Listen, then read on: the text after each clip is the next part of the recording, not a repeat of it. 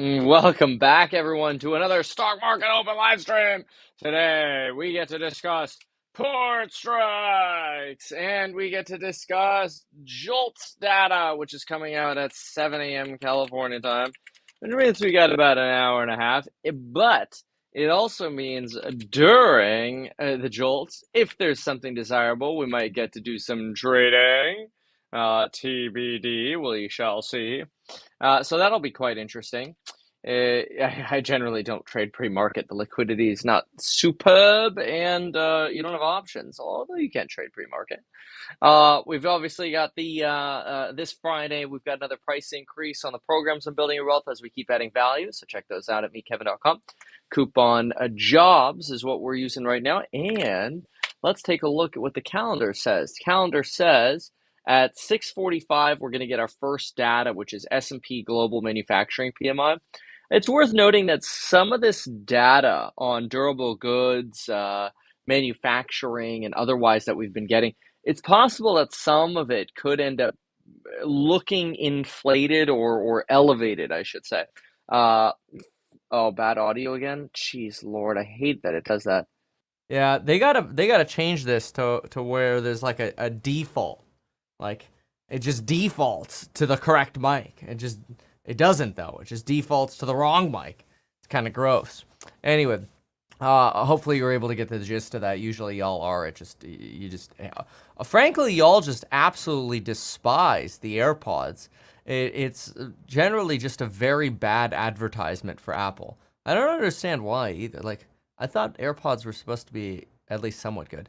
Anyway, so we'll have manufacturing PMIs, S&P Global Manufacturing PMIs out at 6:45. Construction spending month over month at 7. JOLTS at 7. ISM manufacturing prices paid, new orders, employment all at 7. And again, there's a chance you could see a pop in some of these just because of the anticipation of the port strikes potentially led to some increased manufacturing and orders in the September period. So we'll see if that ends up being true. I don't know if that's going to end up being true, but we will end up watching to see what happens. You've got Israel conducting its ground incursion into Lebanon, which isn't great. I did also realize this. I thought this was kind of cool. If you're signed in to CNB, oh wow, thank you, Kez. That's really nice. Thanks for showing up every day for us, Kevin. Love your consistency from Australia. Oh well, my pleasure. Thank you. What's interesting is if you sign in to a CNBC account, you can actually make your own little custom tab. I'm sure I've seen this before, but I've been too lazy to do anything about it.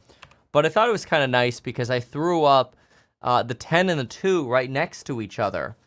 And then I put Bitcoin and gold and Brent all in the same row right here. Obviously, then you can get, futures if you want for NAS, S&P, Dow, or whatever. But I thought this was really convenient because now I can really clearly see, or at least visualize rapidly, the difference between the 2 and the 10. So I encourage you doing that.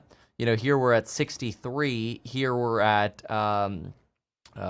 73, which suggests we're really only about 10 to 11 basis points inverted right now, or uninverted right now, which isn't that much uninversion.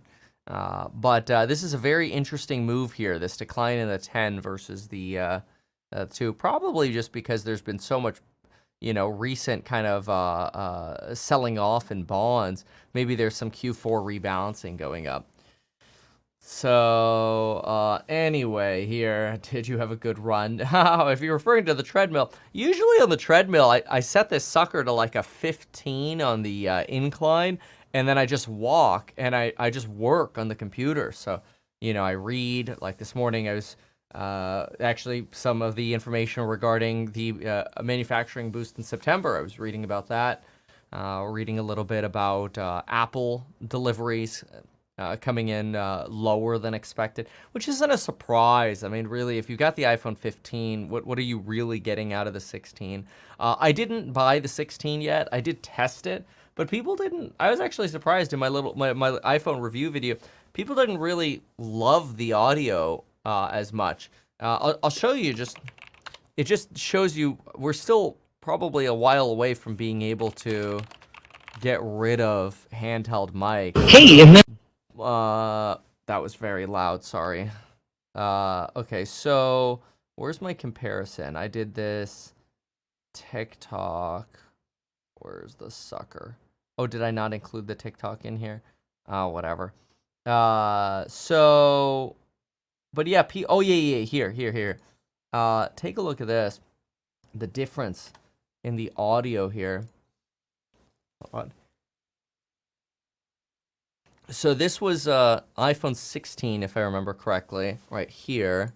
using a mic, a handheld mic, which is a little annoying because if I'm holding a mic and I'm holding my phone, it's not hard to bad, scroll but it through sounds an a little bit iPad like I'm and underwater, reference data right? or facts. Involved, and Evolve doesn't want to lose their FDIC licensing. That's good. Because then you're, I mean, technically you could be a bank, I suppose, without FDIC. See, the audio is just so freaking good with the handheld. You don't sound like you're underwater. It sounds clear and crisp and nice. I don't think I'm gonna get away from the handheld for a while. Now, the iPhone 16 certainly is better than the 15, but it wasn't great. So I think I'll stick with the handheld in a noisy environment, which is when it's supposed to be useful, right? It's supposed to be useful in a noisy environment. And so I was a little disappointed by that, actually. Anyway, so I think Apple's actually down today on some of this, on some of these reports. Yeah, take a look at this. It dropped off of the, I actually have, I don't know why I have a 233 line here, but it looks like in post-market, we literally ran up to my 233 line. We stayed there until pre-market, and then now we're getting rejected sort of off that line. Again, I don't know why this line is here, but it is, and I haven't put it there anytime recently, so find it very interesting. Qs are only down about 6 basis points going into data. Obviously, it's going to be a big day today. See what we get with data. Mortgage rates are declining, it's worth noting. So you're seeing a surge in mortgage applications, mostly for refinancing. I think they're up like 20% year over year or something. That could be good for the mortgage companies, so something to watch for. I do have exposure to the mortgage companies, though, so I want to be transparent. The order of mortgage companies I like, just to be very clear, is I think Rocket Mortgage first, then a Gap, then United Wholesale Mortgage, then a really big Gap, and then Loan Depot. Mostly because of balance sheet risk. It's just my take. I know Redfin does mortgages as well, but it's nominal relative to their sales, which I think like property sales. But property sales, I don't think are going to do very well in terms of volume. Tesla up about 39 bips here. I'm prepping my Robotaxi event day video, so that'll be fun to go through as well. Robotaxi 1010. You know, it's only 9 days away now. We're at the beginning of the October, or Q4, I should say. Somebody's asking if JOLTS are a leading indicator. Okay, well, let's find out. Job openings. So, oh, that's not useful.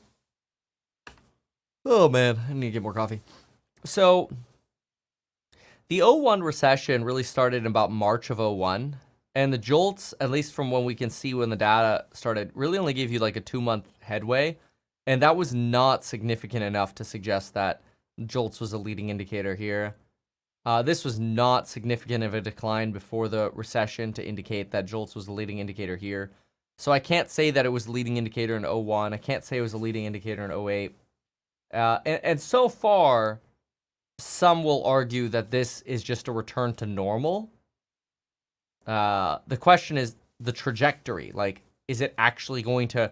The reason they talk about soft landing, just so you know, is like if this line comes down and then sort of like goes into this range right here, it resembles a soft landing, right?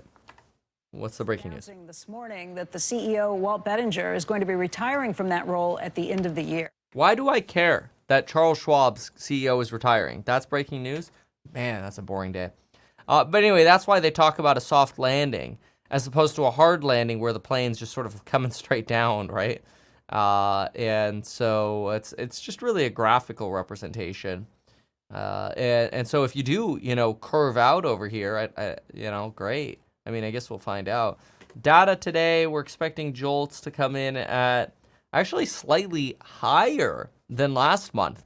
So I always hate it when the expectation is to the upside because it's easier to miss to the downside. But the expectation is to the upside. So the expectation is that JOLTS are going to go up, not down. Interesting. Maybe that expectation is based on some of the durable orders we saw. But I don't know if that'll translate. Okay, let's see here.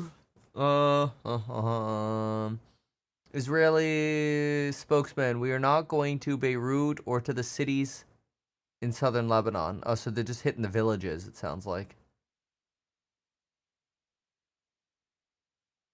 Sonos CEO calls May app release failure.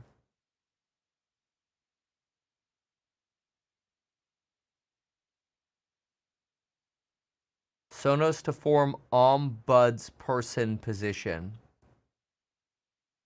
Yeah, it used to be called an ombudsman, but now it's turning into ombudsperson, or what a lot of people are doing is they're just calling it ombuds.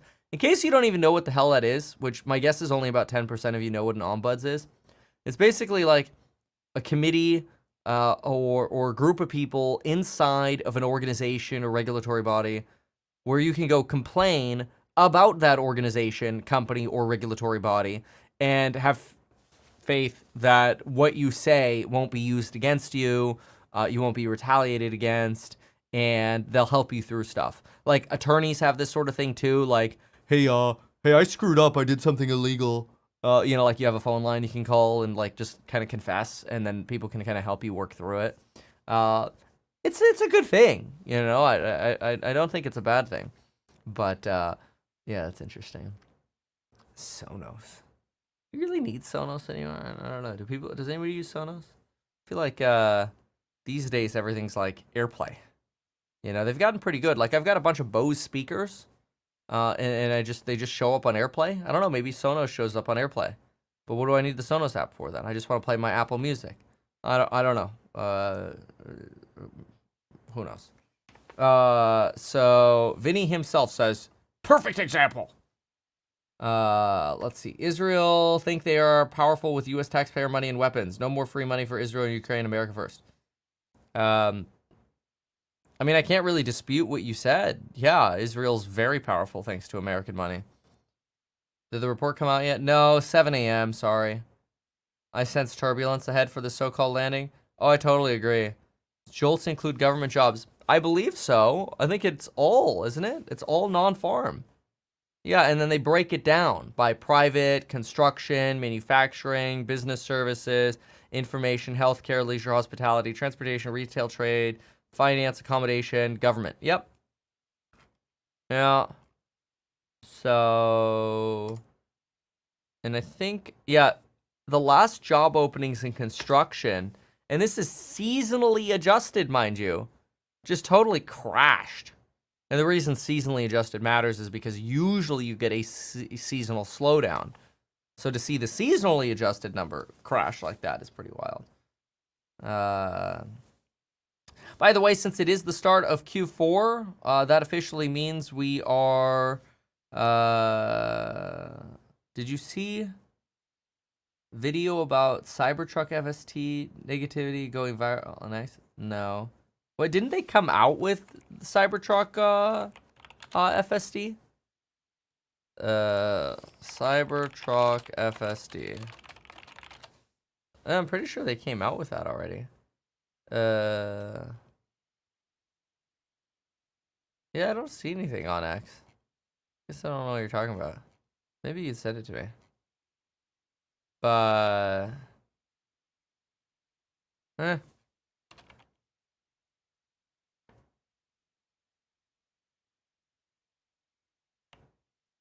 Anyway.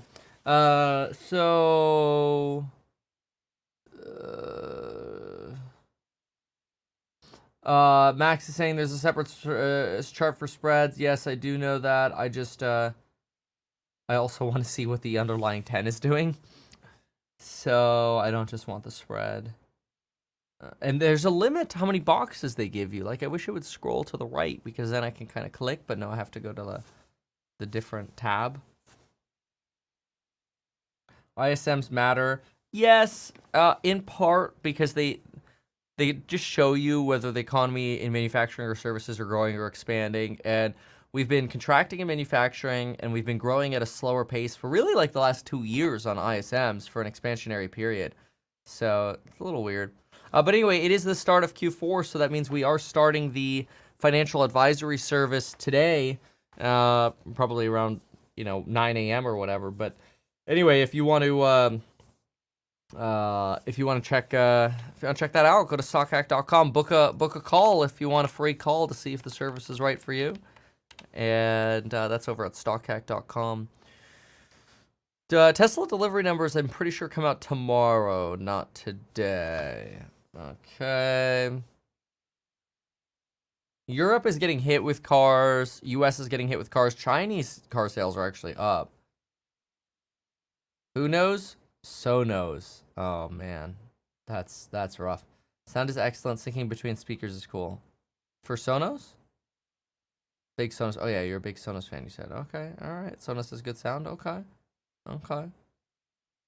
All right. Somebody says private jobs will come in significantly under forecast. We'll see. Tatted leak, look at treasures. I mean, that could have to do with the strike that's going on, right? Like, the strike has begun. It is not good. Not yet, at least. Well, I mean, it could get worse with how long it goes on. Do you want to beat or miss for JOLTS for TLT? If you're investing in TLT, you want JOLTS to come in at 0.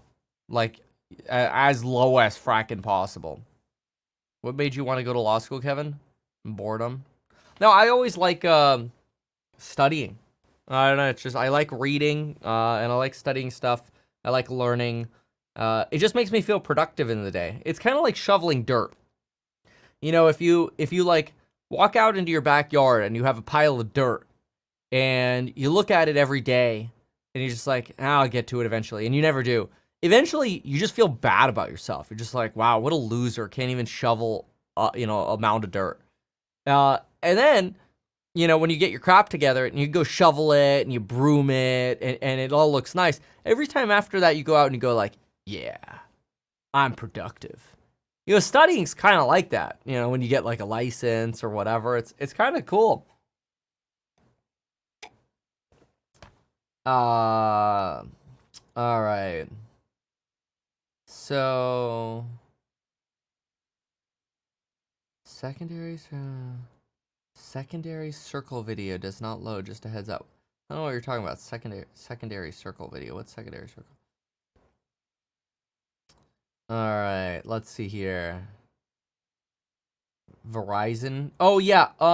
So shout out, frankly, to like Mint Mobile, #not sponsored. Even though Ryan Reynolds blocked me, we don't have to talk about that.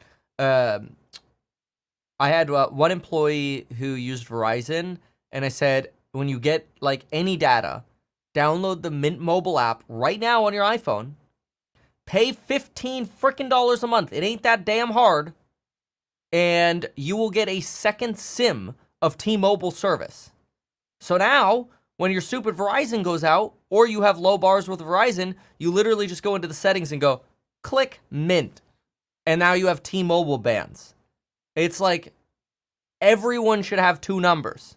It's just not that freaking hard. And honestly, you should just not give anybody that second number and use it for your 2-factor stuff, like your phone verification stuff.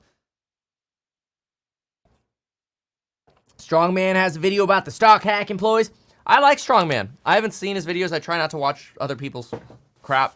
But I think he's a good guy. He's probably shitting on me, and that's fine. I think what people don't realize, and I've said it before, and I'll say it again, is the employees that work for me, they've all been here almost 2 years or more, and they're my trained team. In addition to that, they're the conduit, right? So if somebody's like, hey, I got this real estate deal, I don't know what to do. What would Kevin do? The team kind of puts it all together. And then when we work together, which we do on a daily basis, hey, Kevin, we got this person. Boom, we look it up. All right, what about this? What about this? What about this? We can brainstorm together, and I'm involved. That's the whole point of Stock Hack is to scale me via these conduits of others who are energetic people, who are willing to work with you. They're not begrudgings. They're not stuck in any kind of one path. They can iPhone text you. It's not like, you must email me a letter. That's the whole point of Stock Hack, is to modernize financial advice and provide real estate advice. Everybody on my team has been trained in real estate for, like I said, about to over the last 2 years. And that's directly for me. So, kind of cool. Oh, yeah, today's the VP debate, by the way. I'll be covering that. I will be covering that. Check out the Greed and Fear Index. Sounds like a chaos theory lecture. I don't remember what part, but, dude, chaos theory... Oh, the dirt shoveling thing. Chaos theory is a phenomenal thing. It is, if you can weaponize chaos, it is delicious. Oh, you can make a lot of progress in life. If you can learn to weaponize chaos. An attorney taught me that years ago, and boy, I'm talking like 5 years ago, and it was a game changer. Fear and greed, almost that extreme greed. Yeah, that doesn't surprise me. It's pretty dumb. Hard work is its own reward. Yeah. Did you read that the S&P 500? Well, like, people make these like performance comparisons, and like I personally don't give a flying frack, because if we go into a recession, and the S&P is down 30%, and my long bonds are up, I'm going to be very happy. But for people, it like comparing heavy tech and Mag 7 returns right now to bonds. Well, no shit. Stocks and growth are doing better, because you're not in a recession right now. Congratulations. Like, how stupid do you have to be to think that's a surprise? The comments are funny. Why were you blocked? Elon unblocked me. Okay. Well, look, I with Elon, remember, I speak my mind. I don't pander to anyone. I don't pander to a politician. I don't pander to a capitalist. I don't care. They're all people. Elon unblocked me, though. He realized the error in his ways. I'm a reasonable person, I feel like. Ryan, on the other hand, I don't think he blocked me. I think his attorney blocked me. It may have had something to do with a Tesla advertisement and Ryan Reynolds in it. That was AI. It may have. I can neither confirm nor deny. I also did not speak about it.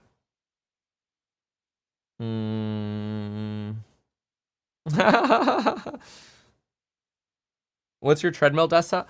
Honestly, the best one I found so far, and I don't want to sound like a shill here for this, not sponsored, the Peloton Tread.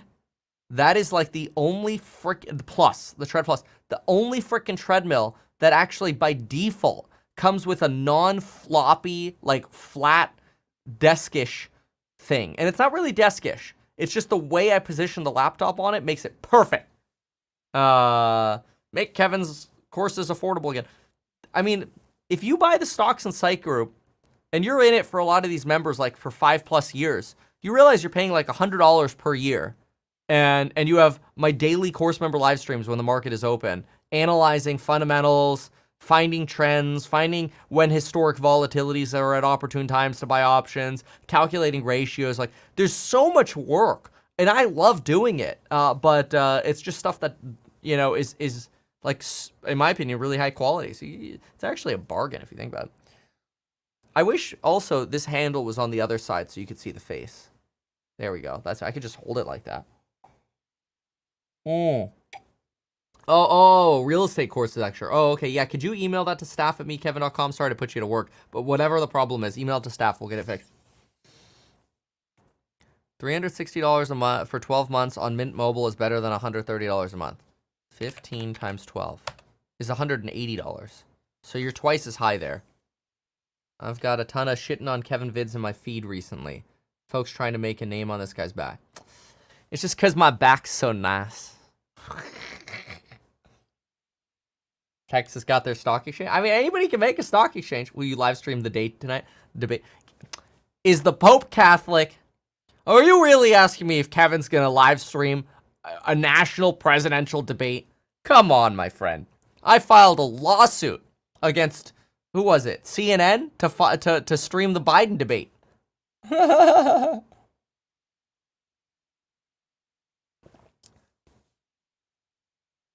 First name, last name says, my call was yesterday, and the guys were really great people. Just what I was expecting from Kevin's team. That's really nice of you to say. That's awesome. Well, we're really excited to work with you.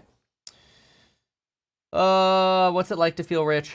I think rich is only when you are kind of like done with life and you don't know what to do with your money anymore. I think I'm always looking at capital as, okay, now we're going to do this. Now we're going to do this. Now we're going to do this. Okay, how can I make this business better? How can I make this business better? How can I make this business better? And it actually never really feels rich because it's just more problems is what it really is. And more investments. So it's a journey. I love it. It's really entertaining. But yeah, it's crazy. Yeah, most people wouldn't do this stuff that I do, but that's okay. Like, I don't encourage people to do it. I think it's a curse. I just like it. Splinter Cell Chaos Theory is good. Yes, I was there for the midnight release at GameStop for that. The JOLTS quit rate is important because it leads wage growth by 9 months. Is that true? Okay, let's find out. Well, who's gonna quit right now? It's so hard to get another job. Quits. Total quits. I don't know, man. That's not too useful. See, the quits rate really didn't decline until the recession in the dot-com bubble. It barely led 08. And you are at a lower quits rate now than you were in like 2018 and 19. And you're kind of back to Jan 18 levels and 16 levels and stuff. But yeah, it's some could argue that's just a normalization, right? Oil up or down on the strike? I mean, my guess is down just because you're probably going to have net less freight moving. You know, if you have like 20 container ships sitting outside of port waiting to get unloaded, you're actually using less fuel. So how does one weaponize chaos? It's well, let's just put it this way. There are probably like 5 lectures dedicated to it in the courses. I think Stocks and Psych actually includes the whole chaos theory section. I think that's what it is. And it can be done really effectively in many different parts of your life. Whether it's negotiations is a great one, whether it's productivity is a great one, whether it's advancing in your business. It's a fantastic thing. The problem with chaos theory, with Trump's version of chaos theory, is often it seems like everything Trump does is chaos, and so like the point is it's supposed to be a tool you use, not something that you live in. You pander to Sarah. Okay, yeah, that's true. That is true. Am I still blocked by Tom Lee? Who's that guy? Let me see.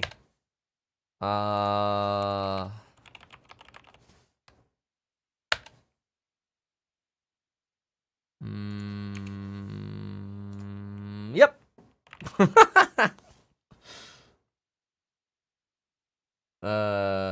Thanks for working, sir. The way we are doing money printing, can we have a lost decade in the stock market like Japan? No.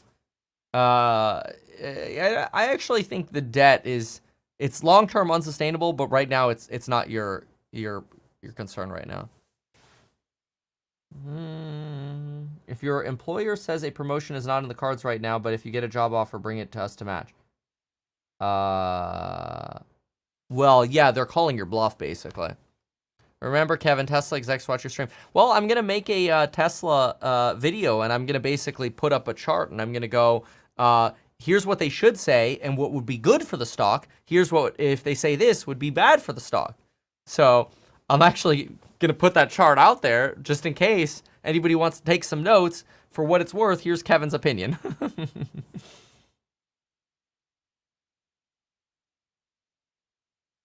Bought Kevin's course yesterday. I should have went for stock. You know, Sammy, I wonder...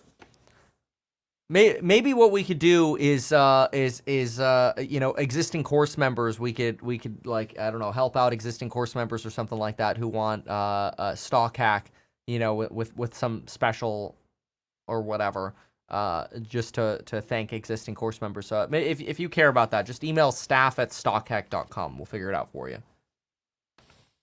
How are we gonna play the support strikes?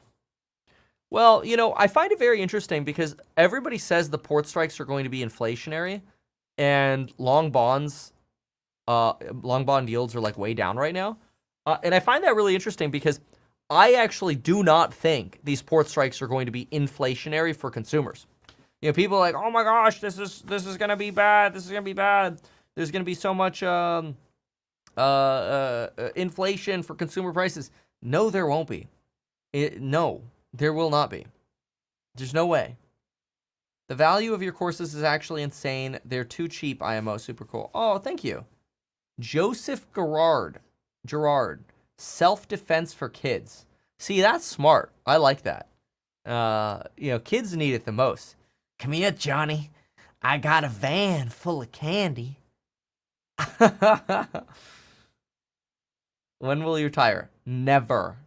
True, the course is worth it. Oh, thank you for saying that.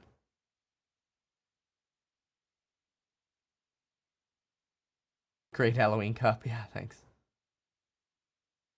Stocks course now, it's like $590. You paid $230 years ago. Yeah, we've added a lot of value since then. But yeah, that's like, people don't get it. Like I say, the price is going to go up over time. And with price match guarantee.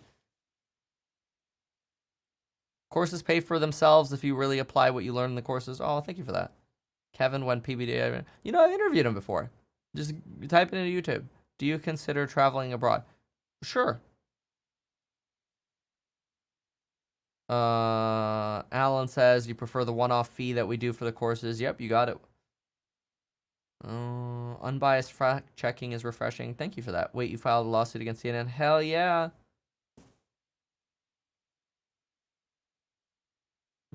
Capital equals opportunity.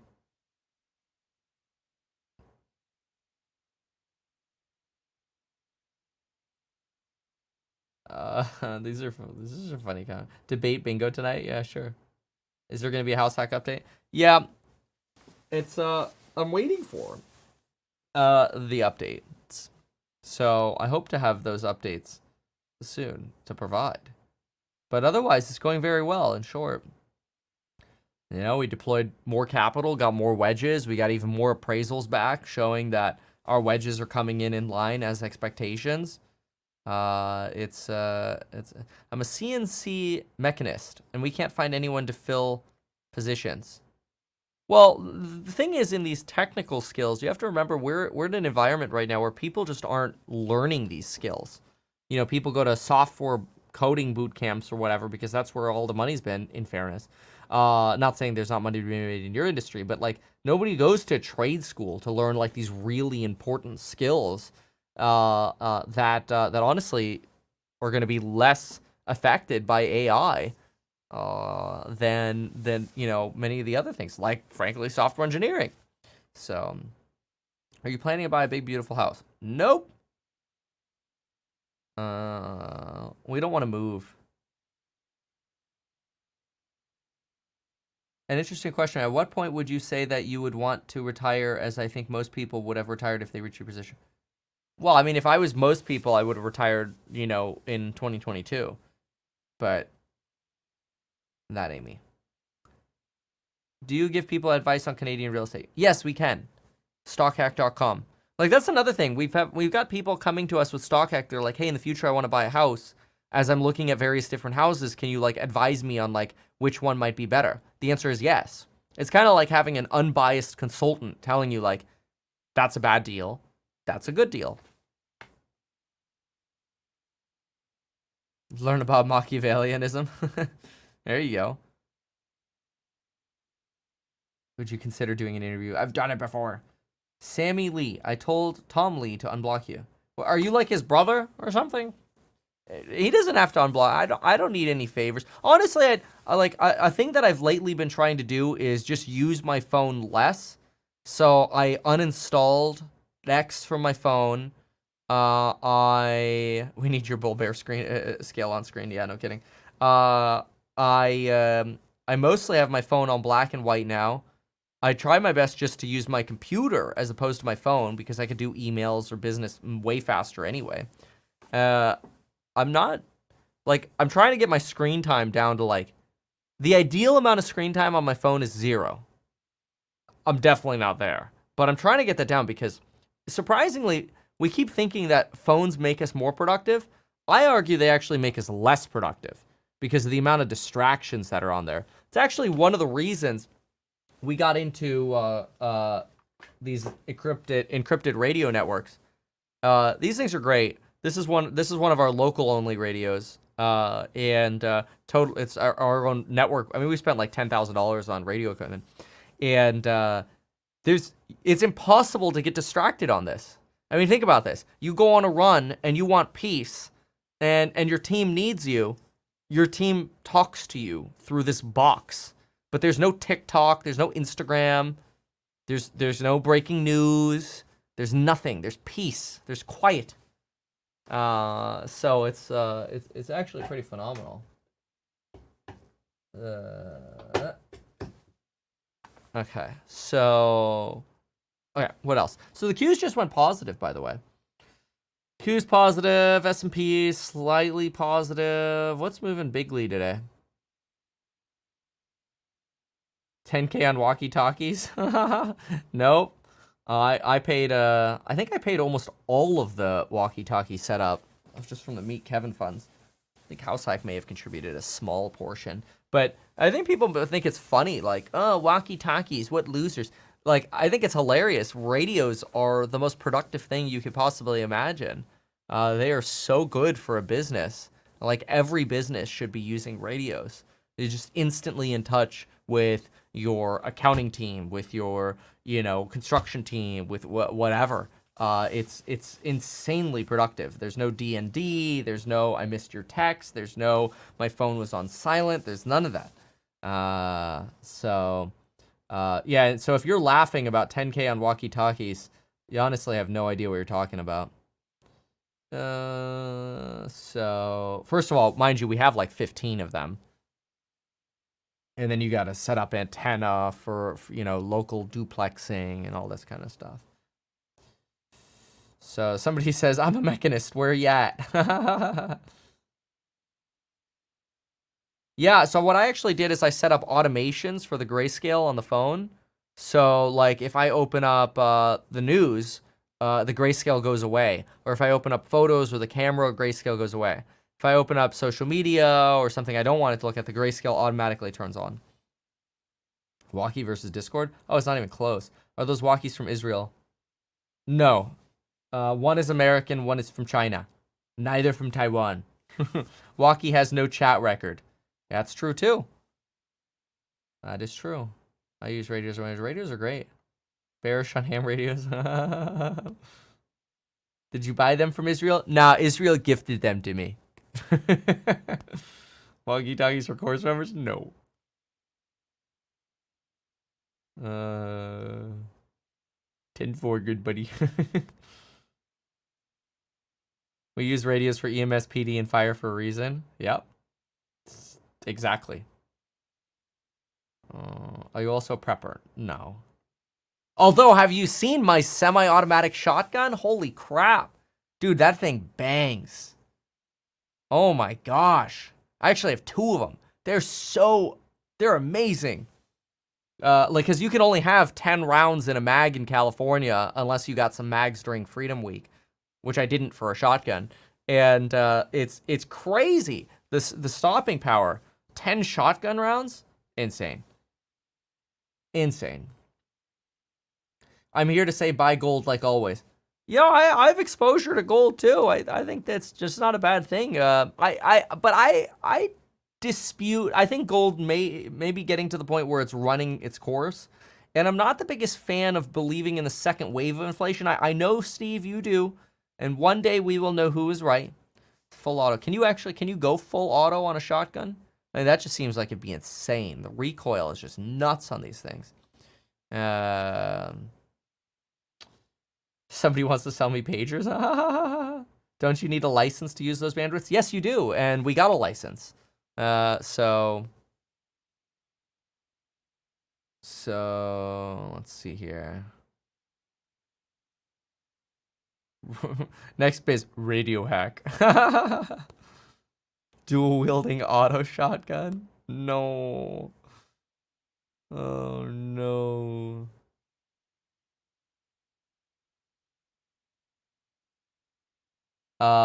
If you think a recession is coming and no soft landing, gold has a long way to run. Yes, in a recession, the gold should do very well.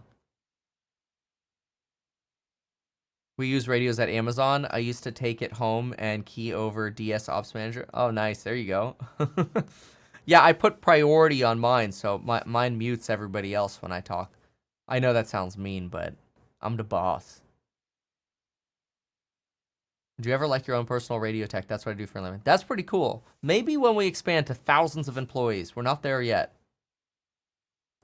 Costco? Do you mean Costco with the T that nobody pronounces? Costco?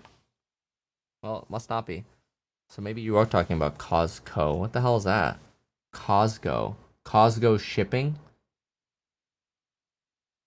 Some Chinese? I don't even know what that is. Anyway, what else is going on here? So DJT's rebounded from its lows. And Zim shipping down today. 6% on the strike happening. Physical gold in-house is kind of useless. If society gets to the point where you need cash, shotguns are better. Do you think the longshoreman strike will affect the market? Yeah. The longer it goes down, absolutely. Absolutely.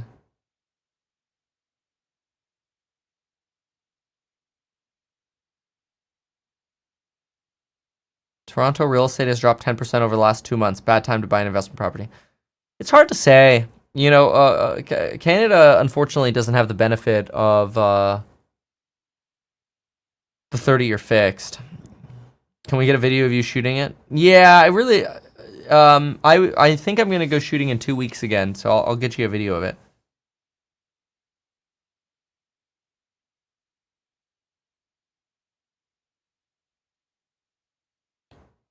Make sure you watch my port strike video yesterday. Yeah, why the 10 is dropping more, I don't really know. I think it could be bond repositioning or reallocating. Josh says you and other YouTubers copy all of his ideas. What an arrogant bastard. I have no idea who that even is. Why do you behave so immature at times? Because I'm a child. Who are you? And where have you been? Do you realize what's right there? Do you realize this? That is a dragon medium helmet from RuneScape right next to a green Pikmin. Okay? Above that, we have Thor's hammer, red Pikmin, and a dragon crossbow. I'm such a child. The gift of the plane that I own, that I got, I hung up from my ceiling so I could do this. Okay? So have you not realized yet? Apparently not. You know, just to where is it? Just to give me an adrenaline shot anytime I need it. I got my what happened to my audio? Why did that happen again? Dude, how does that keep scrolling up? Is it just like, do I turn around and hit it or something? That's so weird. I got my med pen ready to go.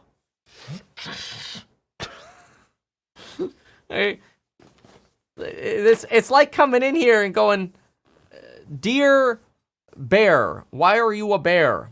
Or like, Jerome Powell, why are you data dependent? And then the question turns into, why are you dumb?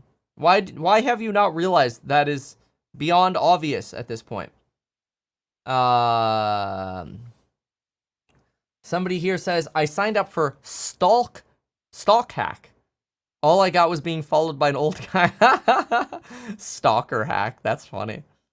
That would be that's the perfect private investigator company. Stalk hack. That's funny. So. But you have 10 kids? No, I have 7 kids. Don't forget the Nerf guns. Oh, you should see the armory. You forgot the Mario Star? Yeah, we got a Mario Star down there too. That's to get the power-ups. The Needler? That's true. Have you seen the Needler? Ah.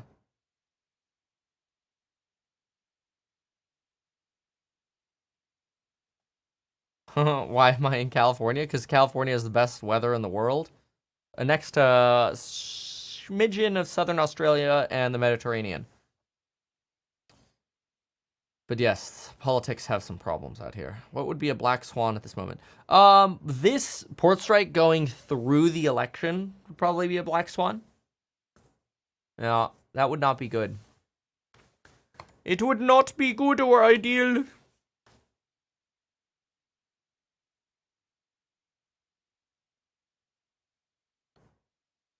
Do you feel stretched thin with so many businesses? I really don't.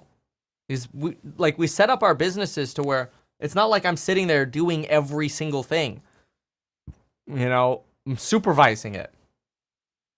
So I put on like a black mustache and a top hat, and I walk around spinning a cane. And I just go, now we're going to do this. Do this better.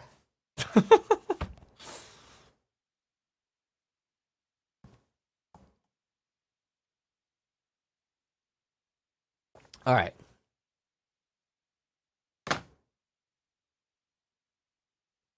So, dude, everything's on commercial. There's just like nothing going on. This is boring. Where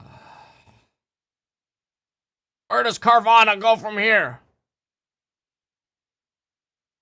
Kevin's lady asked him to use toys in... Oh my god. Okay. Carvana. Carvana. That's just a meme, man. Are they actually making money? Carvana investor. Let's find out. Maybe I should investigate before I judge, because that implies bias. Do you have an invalidation point on your recession bond trades? You had mentioned rebuying closer to the election. Would that still stand if the markets are high? Well, it depends. It just really depends on, like, frankly, jobs data we get this week, but then also partially what happens next month, early next month. If everything starts trending up with jobs, well, yeah, there's no reason stocks can't go a lot higher.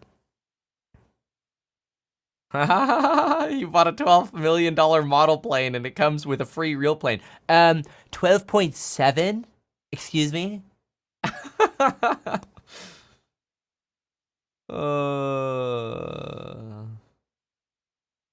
You literally act like a child, yet you want to handle people's money. How about acting like a professional? Suck it! Now we're going to go into Carvana's financials. What do I think about Rocket? Moon, baby. Hashtag highly biased.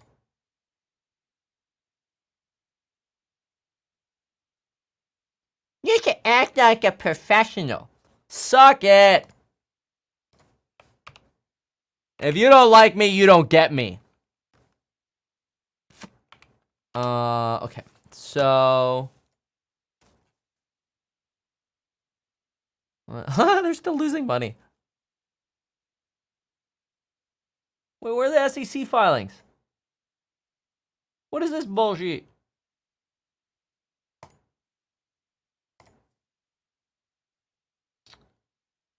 What?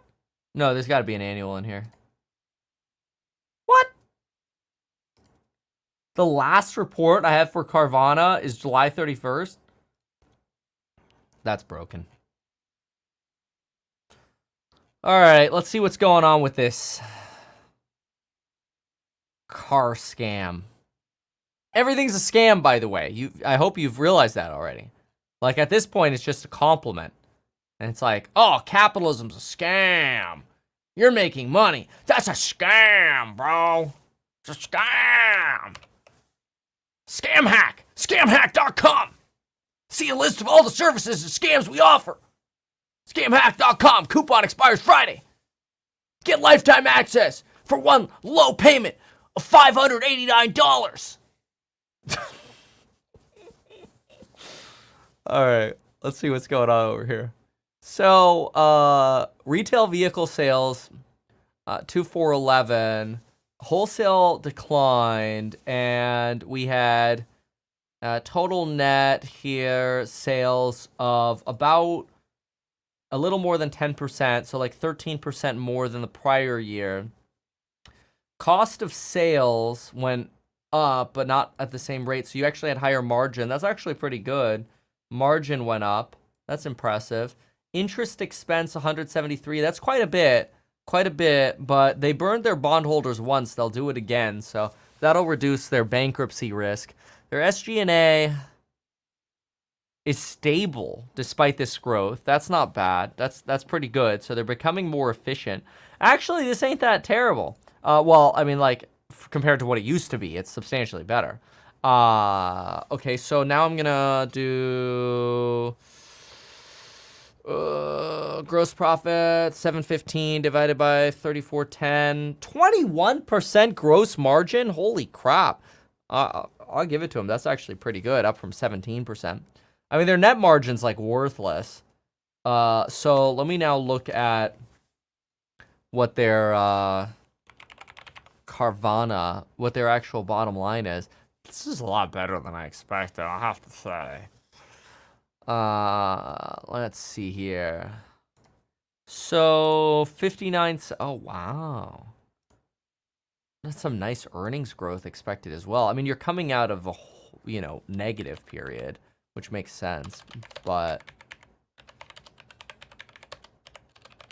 their average EPS growth, oh my lord. Average EPS growth over the next 4 years is expected to be 87%. Pretty impressive. 174 divided by 0.59. 259 PE ratio. These are huge numbers. 3.3 peg. I mean, it's definitely high. This stock is probably overvalued by a factor of 2. And there's a lot of risk in actually executing on that sort of growth trajectory, especially if we do hit a recessionary period of time. But it's definitely better than thought. Let's look at the balance sheet. And when I say better than thought, I mean from trash to still bad, but better. Okay. So current liability is about $1 billion. I got cash. I got vehicle inventory. Yeah, they'll be able to manage that. Yeah, I mean, how they burned their bondholders last time, I guess I'm not too terribly worried about their long-term debt. Because they've figured out a way to screw them. But it avoided BK because of that. It's the only reason why. Operating activity, cash flow, which I guess kind of makes sense. Like, hey, bondholders, we're going to go BK unless you take a haircut. Okay, we'll take a haircut. Yeah. All right. Better than expected. The strike should affect logistics and transportation companies. Do you suggest shorting JB Hunt, since 35% of their revenue comes from ports? Oh, gosh, that's tough. It's just tough because, like, the day the strike ends, the stock moons if it does go down, and then, you have to be able to get out in your position. I don't know. It also depends on your own personal portfolio and your exposures, and so I obviously can't give you personalized advice. It's just, I don't know the logistics industry that well to where I probably couldn't really give you a real opinion on that. Hey, Kevin, back to bad news is good news because it means faster rate cuts. No, it means the Fed's behind.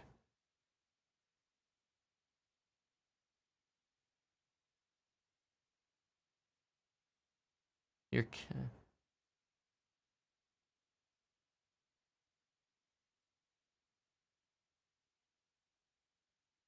Favorite coffee brand to drink? I just drink whatever Lauren gives me. Honestly, black coffee mostly tastes like trash, which is what I'm drinking right now because we have this like weight challenge by the end of the year.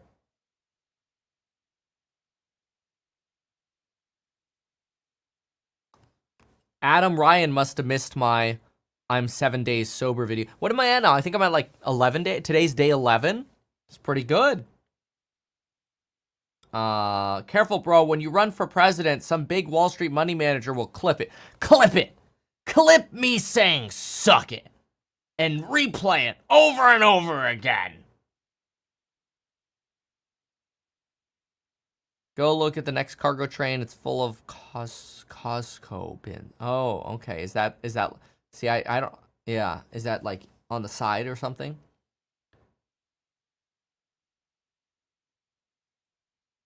Carvana has been overpaying for their trading vehicles. Well, that's how they get the volume, and then they can grow the top line revenue number, right? You need help. Yeah. Thank you. Please just act a little more mature for adults out here. No.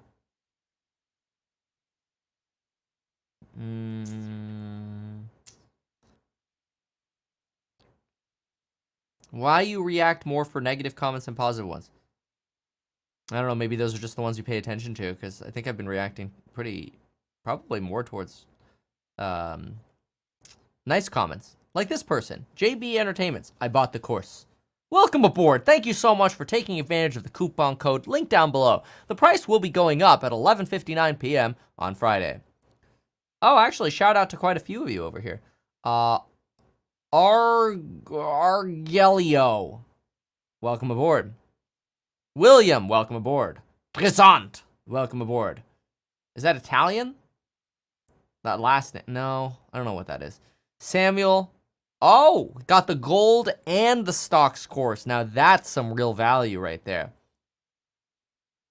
Nigel, Brian, Gene, Slater. Slater also went for gold and stocks. Peter gets real estate investing 0 to millionaire. Peter! All right, we're 4 minutes from the bell. Is Boeing worth 125? No one can build infrastructure to compete with them. How about Airbus? I mean, they do also have the military industrial complex behind them. I mean, Boeing's not going to go bankrupt, right? It's kind of like an Intel where like they'll either get bought up or something. You know, it's kind of entertaining. Could the strike cause inflation and screw it over? No. The strike will not cause consumer inflation. Apple is dumping because the iPhone sales are expected to be, lower than expected. Kevin's very cringe for a 40-plus-year-old man.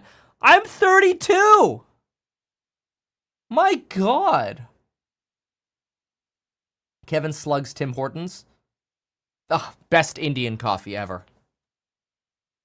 I'm kidding. It's a joke. I love everyone. You know that. Okay. What else? Thank you for all that you do. Adam. Oh, Adam, thank you. Kevin, can you do a video on Poet? Dude, $20 to make me do a video on a meme? On a meme? Oh my God.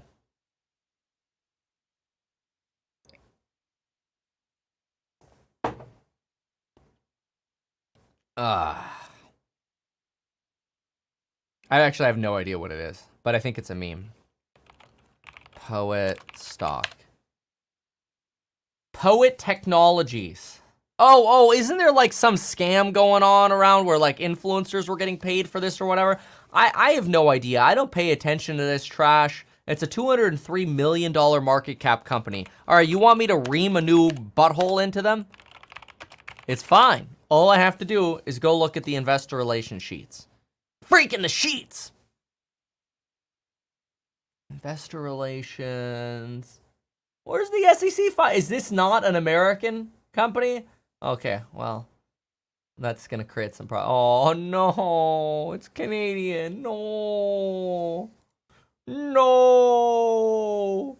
It's not. It could be worse. Like the financials are just harder for me to do when they're foreign companies because I'm just less used to the formatting. Canadian I've done a few times. It just takes a little bit more like, huh? Are these loonies? Or are they dollars? Alright, well this all says it's expressed in dollars. It's like when I went to Manhattan. I don't know if anybody remembers that video, but I interviewed people on the streets in like 2018. And this Japanese guy, I'm like, what should you invest in out there? The dollar. That's all he said, the dollar. Alright, so no revenue. No revenue. Am I smoking crack? Or does that literally say no revenue? This is a revenue-less company. Wait. What are you selling and marketing and administrating if there's no revenue? What? How the hell have you had $8,700 of revenue this year? What the hell is this bull? You have burned $6.7 million and $8 million doing what? How is there a deficit of $220 million?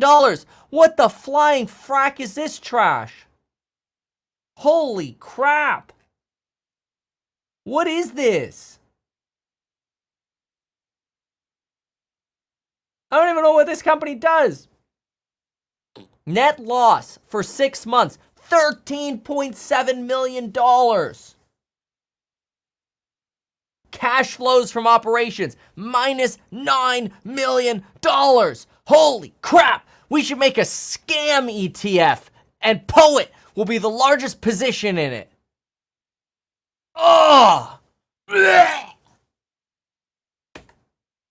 How to handle a crisis.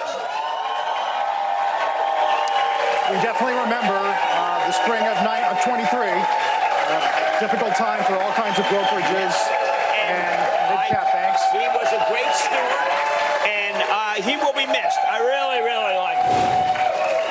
Let's get the opening bell here at the CNBC Real-Time Exchange with the big board. It is government and commercial services contractor Momentum, celebrating its recent merger over at the NASDAQ. It is Hologic, maker of diagnostics, kicking off Breast Cancer Awareness Month. We saw Steve on Squawk earlier today. Always does a great job talking.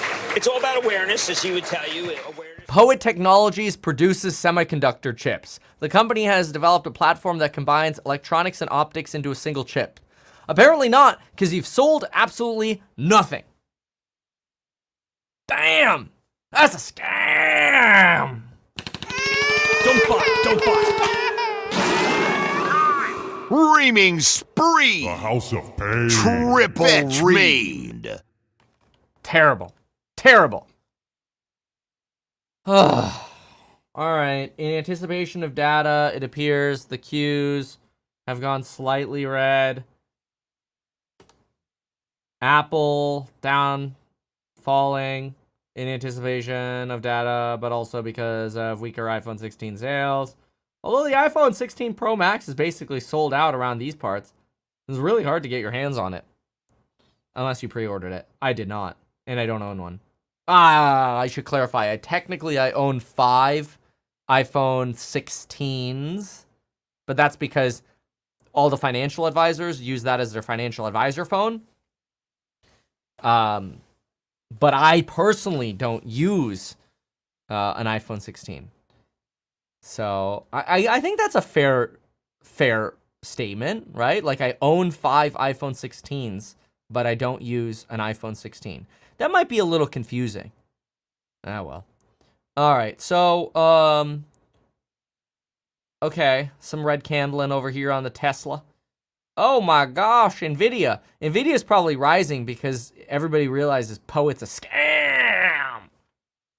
It's all a scam, my friends. How often do you upgrade your staff's phones?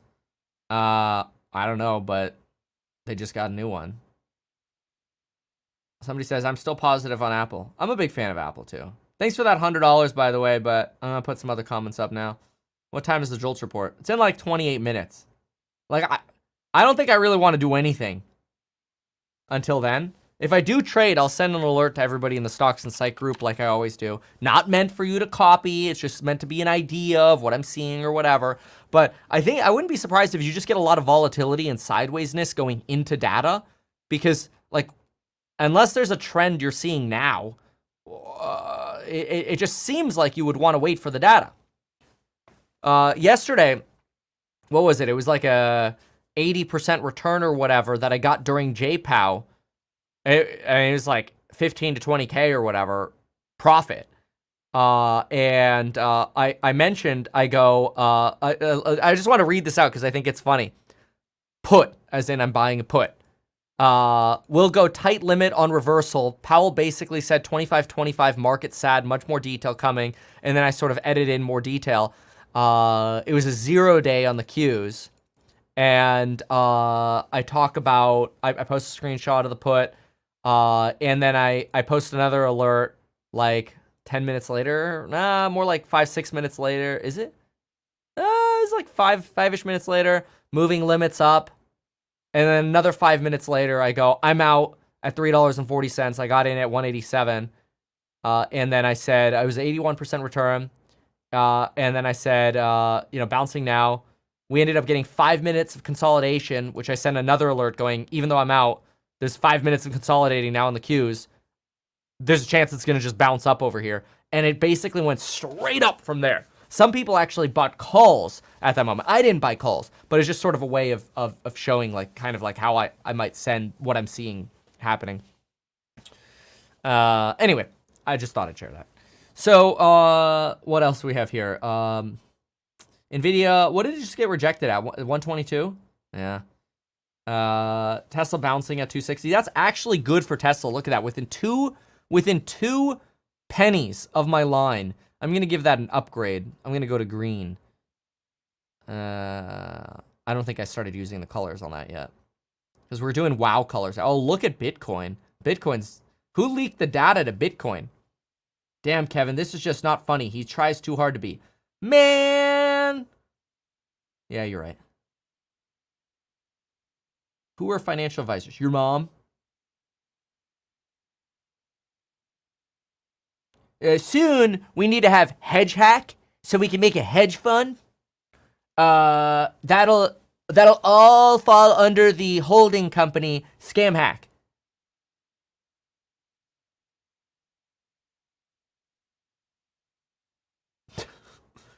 Nobody knows holding company better than I do. Shout out to Richard, who just joined the Make More Money and Get SH9T Done Faster course. Dude, that's a good one, too. That's a really good one on productivity. And it's a newer one, too. It's kind of like you go on a newer roller coaster ride. Yeah. When Angel Hack. Once we take Scam Hack public. Ticker symbol, scam! Actually, that'd be funny. Is there a ticker symbol scam?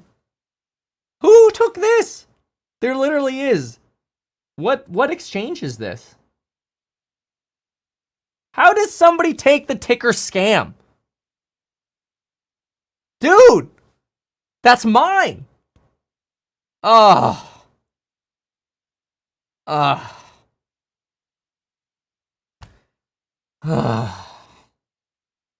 Alright, Apple's going down.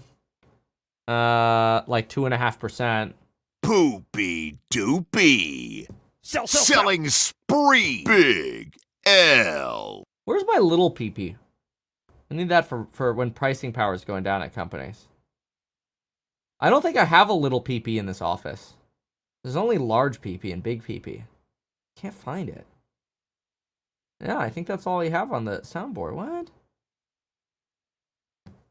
Don't sue me, bro. Yeah, there's long. Huh. Interesting. I'll have to get that. Poopy doopy. All right. Well, the Q's really tanked, huh? That's crazy.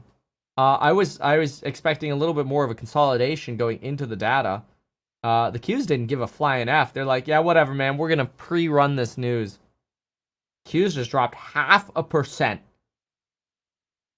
Boom! Just like that. Now it's down 60 basis points. The top's in, boys. Take profits. Everybody run for the hills. It's over. It's over. Tesla's about to break 260. Buy the rumors. Sell the news. Robotaxi done. Bitcoin collapses under 63,000. It's all going to SH19. Rah! Honestly, it probably is just beginning of the month rebalancing. Like, there's literally no news right now other than the port strike. I guess the port strike could be why. Let's go with, I want to see what Dave & Buster's is up to. JOLTS comes out in 22 minutes. Dave & Buster's at $34. Steve comes in. Second wave of inflation. Talking like that Graham guy on YouTube. That Graham guy on YouTube's been killing it with the Santa Monica vids. I actually really enjoy those. I watched all of them at like single speed. And I rarely watch other people's videos. I like the horse race sound. That's honestly probably my favorite one too. Oh, I do have this one. Nice PP. There we go. But you have to combine the horse race with the cheer. Otherwise, it's not as good. I mean, that's pretty good. But if you throw in crowd cheer, hallelujah, and stars and stripes, watch how it changes.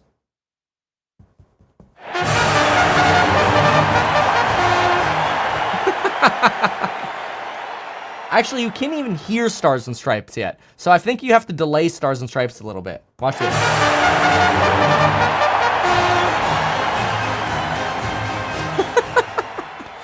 Iran news? Oh, scheisse. How am I? United States has indications that Iran is oh, fuck. Yeah, that'll do it. This is just out 30 seconds ago here. The United States has indications that Iran is preparing to imminently launch a ballistic missile attack against Israel. Senior White House official. U.S. issues West Bank-related sanctions. U.S. is actively supporting defensive preparations to defend Israel against this attack. A direct military attack from Iran against Israel will carry severe consequences. Oh, no.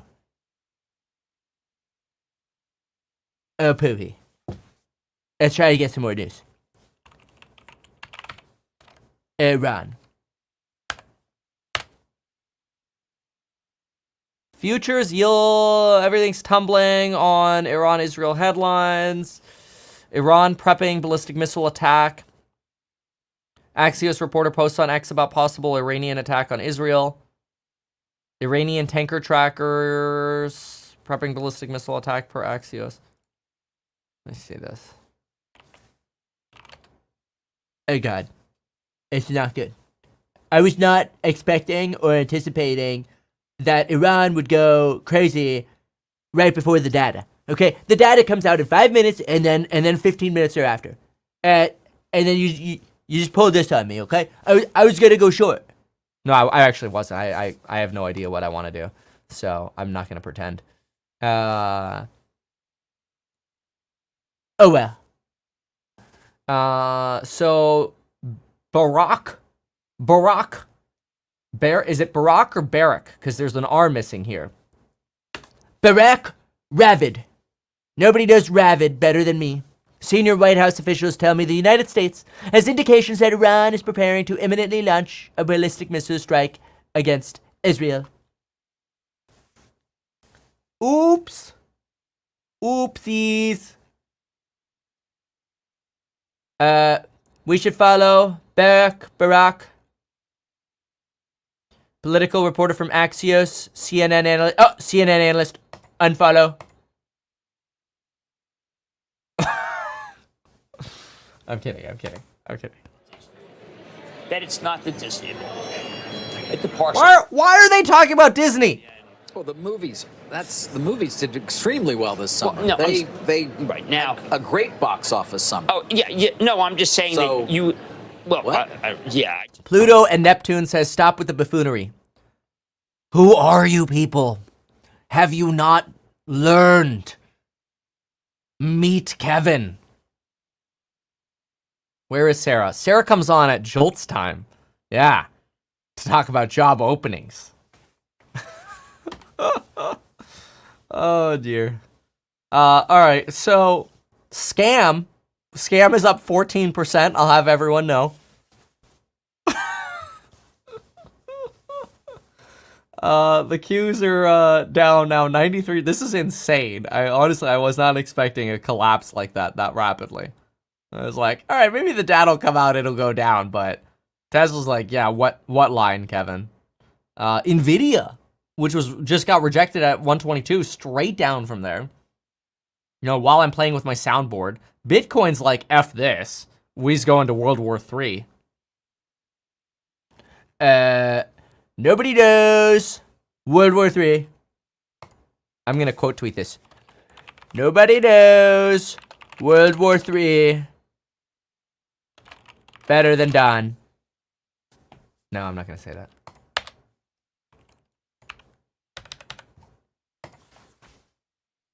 Hey, Enphase is oddly up today. That's weird. That thing has had such little movement. But isn't crypto a hedge? Dude, no. No. Crypto is a risk asset.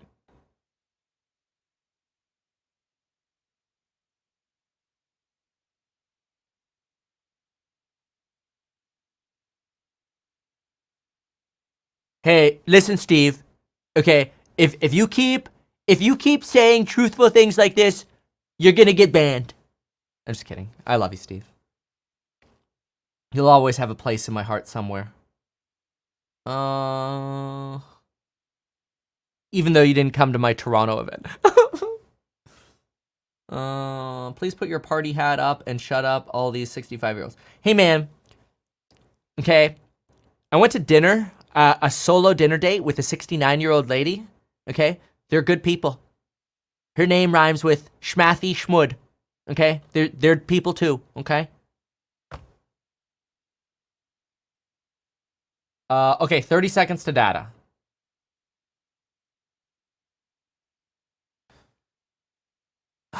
Okay. 30 seconds to the data, and the Qs are recovering. Here we go. Okay, the first data, this one's not as important. It comes in slightly better than expected. It's the S&P Global Manufacturing. It was expected to come in at 47. The prior was 47. It comes in at 47.3. Smidge better than expected. Again, I think that's likely and heavily due to, well, frankly, this environment of, hey, things are going to shut down in October. You may as well go buy in September. So slightly better than expected, but not useful. JOLTS data is still 15 minutes out. So unfortunately, you still have to deal with me. And dude, I mean, I know the coffee's hitting, but I'm ready for my next cup. Orange says, watch the reversal. Watch this reversal, kids. Oh, man. I think Orange went long calls here. Oh, no. That's how I feel when I enter a trade, too. Oh, no. I'm just kidding. Let's see here.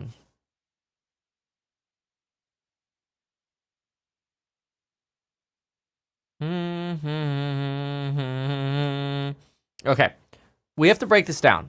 So, Creative Sane, I don't know how to say your name, whatever. KS from Kansas here says Bitcoin must obviously be a hedge because during the banking crisis of 2023, Bitcoin went up. Therefore, Bitcoin is a hedge. Now, what if I countered this by saying Bitcoin only went up because people thought the banking crisis would lead the Fed to emergency cut rates, and that would lead risk assets to soar? Oops, that invalidates my thesis.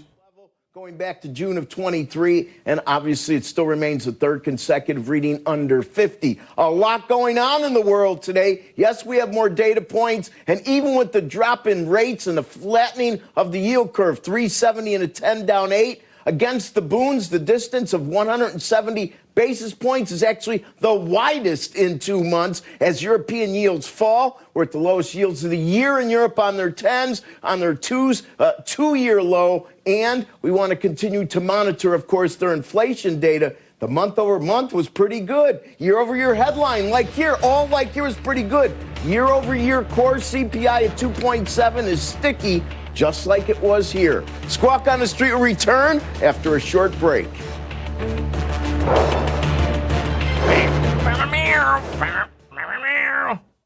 And the cues keep falling.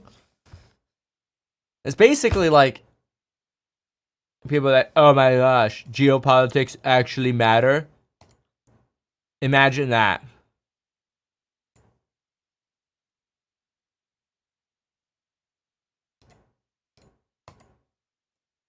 Wow, that's crazy. All right, well, let's see what the larger movers are on this. JOLTS in 12 minutes, and then we're gonna get some coffee. Scam still leading the day, up 14%. VIX is up 8. Oh, which reminds me about the VIX. You know what's kind of remarkable is I was reading yesterday about the insane quarter. I just want you to listen to some of these summaries. You ready for this? This was just a little special here for everyone. Okay.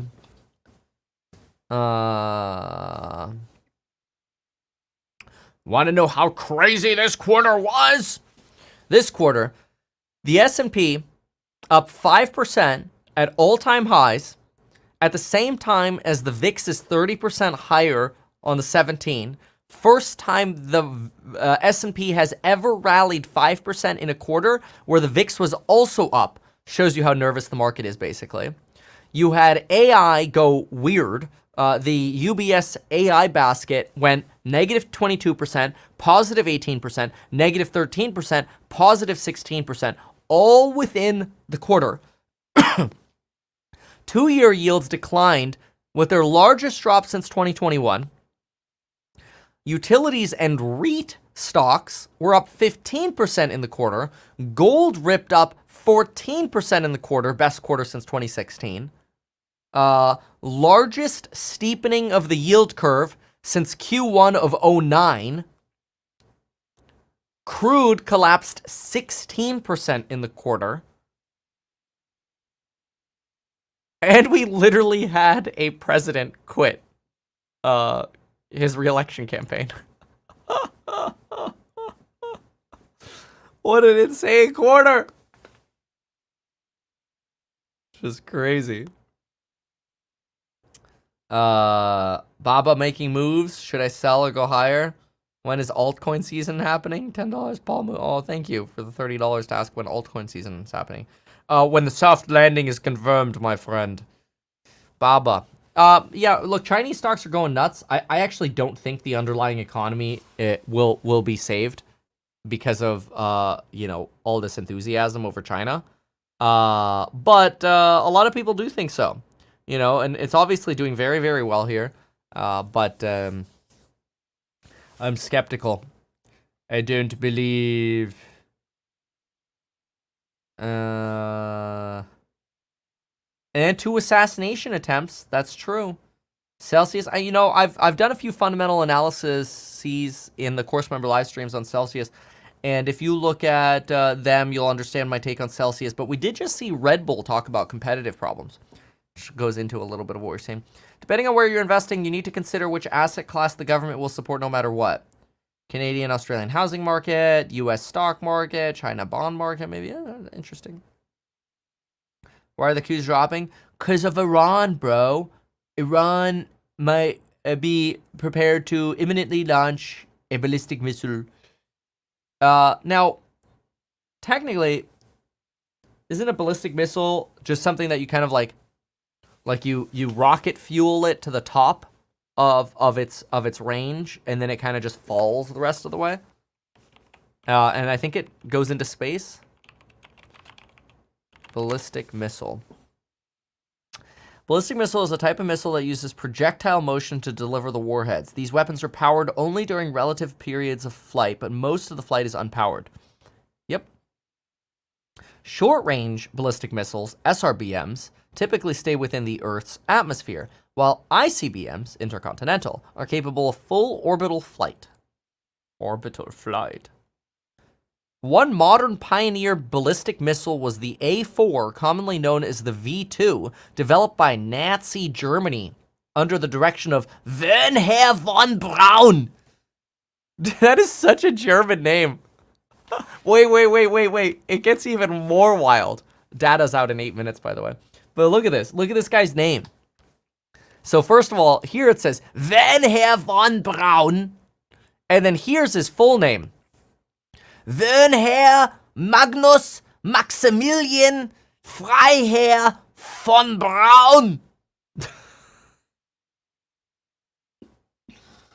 Oh, imagine this guy's social security card. Dude, you're gonna need like 3 lines just to fit your name on there. Oh. No.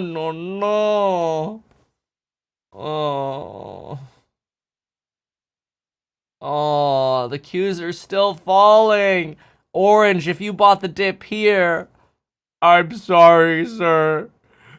The market's going down because of World War III. 7 minutes to JOLTS data. Manliest name ever.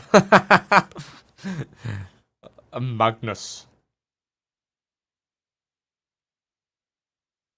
Iran has bottle rockets. He became the head of NASA? Are you serious? The Nazi, known for NASA engineering program manager. No frickin' way. How did he survive the Nazism? Involvement, membership, Allgemeine SS. No way. He joined the Schutzstaffel Horseback Riding School. Oh my gosh. Arrest and release by the Nazi regime. Surrender to the Americans. The Soviet army was 100 miles away. They assembled their staff and decided how and to whom they should surrender. Unwilling to go to the Soviets, von Braun and his staff decided to try to surrender to the Americans. Dude! Could you imagine that? Oh my gosh. You and your homies are like, Should we give up to the Americans? Or should we go to the Soviets? We will choose the Americans.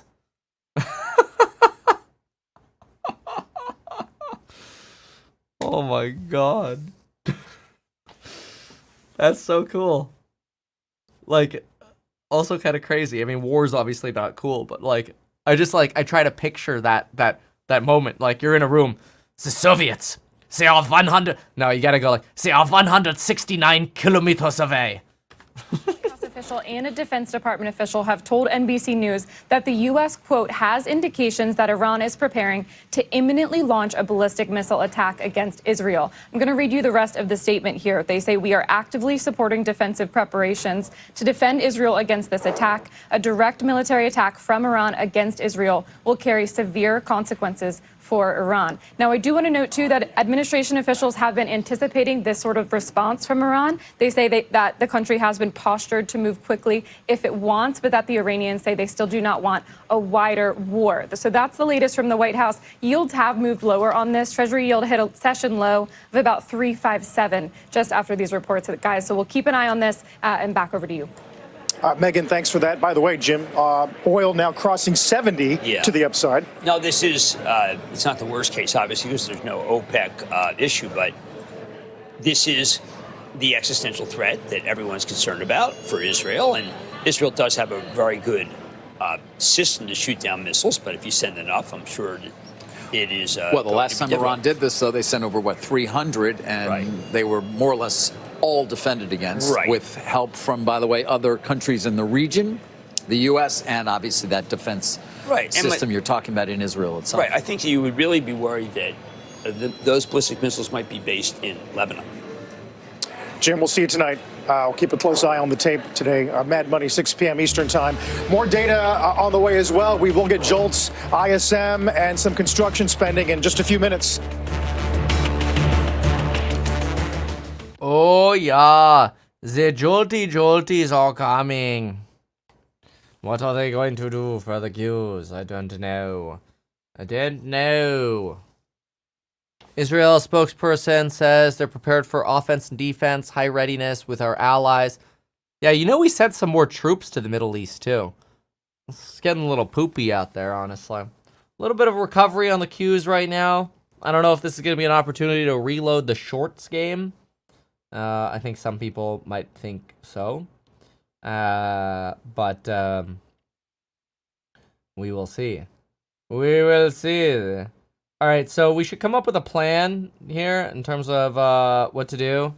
So it looks like JOLTS job openings, they're expected to be 7,693,000, so 7693.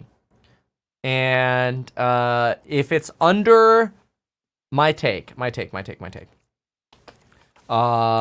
just gonna put a little notepad up. Under 7.5. So like actually I'm gonna go under 7.4. Puts, because that would just be really bad.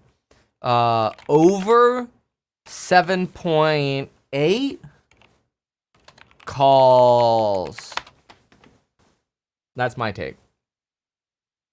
Das ist mein take. Powell's comments yesterday makes me think jobs data will be stronger. All right, maybe. BTC bouncing. This is good. You do not want the chaos of recession. It is bad. I just came back from Modern Warfare. Where is Sarah? She comes out at 7. Will you make an exception for beer during Oktoberfest? 9!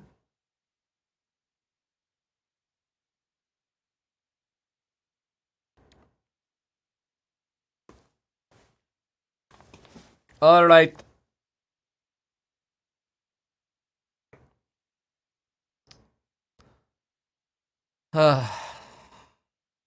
Good luck, everyone. Nope, that's the wrong one. 7 seconds to go for data. Here it comes. Oh my god, it's 8 million. It's really hot. Over 7.8 I thought was gonna be like a good thing, but wow. That's pretty good. So okay, interesting. So what about we got some other data as well here. Let's take a peek here. So ISM manufacturing is slightly lower. Prices paid way lower, which is really good from an inflation point of view. Then you've got what else do you have here? Then you have ISM new orders, slight tick up, and ISM employment down though. Okay, so you have a little bit for everyone in that. That ISM employment read not as ideal. So, because really the market's going to be paying attention to labor data. Now that is interesting. Okay. Now, what about, so that JOLTS report, oh, and we had a prior revision up as well on job openings. That's interesting. So a lot more job openings this time, 8 million versus basically 7.7 expected. A slight upward revision of the prior. Weaker manufacturing, weaker employment, slight uptick in payrolls, very weak prices paid. The very weak prices paid should be good for eliminating a sort of this inflationary concern, but that weak employment number, that's interesting. That's not as good. Let's listen to CNBC talk about it. Thank you. Sarah, we're looking at construction spending. It was estimated to be reversing last month's drop, but that's not to be, down 1/10. And that follows a negative revision for last month from down 0.3% to down 0.5%, which means last month remains the weakest level since Feb of 21, and this doesn't improve it very much. JOLTS, job openings and labor turnover, expected to be a bit under 7.7 million, comes in better, over 8 million, 8,040,000. And that follows a slightly revised 7,711,000. That number ends up being the best since May, May, when it was 8,223,000. So an improvement there on the jobs front. Now we have 4 different categories for the ISM PMIs on the manufacturing headline for September, 47.2, and that follows 47.2. Now the 6th consecutive read under 50, which is contraction. If we look at prices paid, this is a component we want to be moving lower. We're expecting 53 points drop. This is key. 48.3. That is the weakest level of the year, and that takes us back to the end of last year when it was 45.2. New orders have had 5 negative reads under 50 in a row. Does this make it 6? It certainly does. 46.1, and it's odd because 46.1 actually is better than our last look. So we see the deterioration remains. Last month's 44.6 was the weakest since May of 23. And finally, ISM employment. Important week for an employment index because, of course, tomorrow's ADP, followed by Friday's big jobs report. 43.9, a huge drop. 43.9, 43.4 in July, and there's where it matches up. Yes, yields are holding at 370 level, which is down 8. The curve continues to flatten. At one point, we were looking at 20 basis points. Now that's down to 12. Carl, Sarah, back to you. Wow, a lot of important information, Rick. Thank you. Rick Santelli. Meantime, the tape dealing with some of these headlines regarding geopolitics. For more, we'll go back to Megan Casella in D.C. Hey, Megan.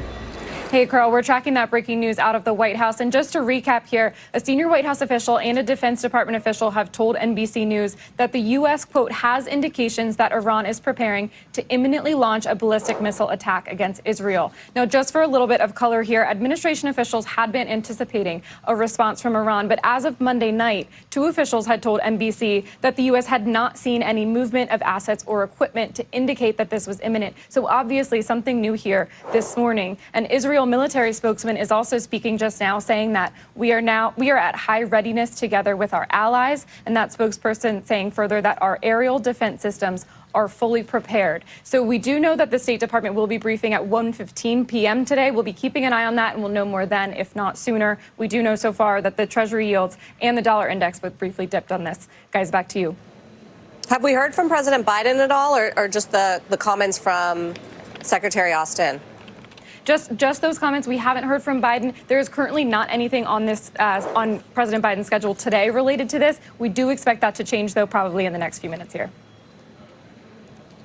All right, Megan, thank you very much. Megan Casella, as we see a reverse. So this data is mixed. It's really interesting to me. So I'm not sure how to feel about it because, and I think that's why the market's like, which way do you go? So I'm having trouble figuring it out myself. ISM employment, mega freaking weak. But that's manufacturing employment. Job openings come in high at 8 million. So you have like this, like, I feel confused because I guess, and then construction spending. The prior construction spending report was revised down. I mean, maybe we could look at the details. Like, what are construction job openings doing? Let me see here. 10-1. Let me try to get some more detail here and, like, parse what's going on. But this is a little challenging. Okay. Revisions, revised, by industry. Seasonally adjusted. Okay.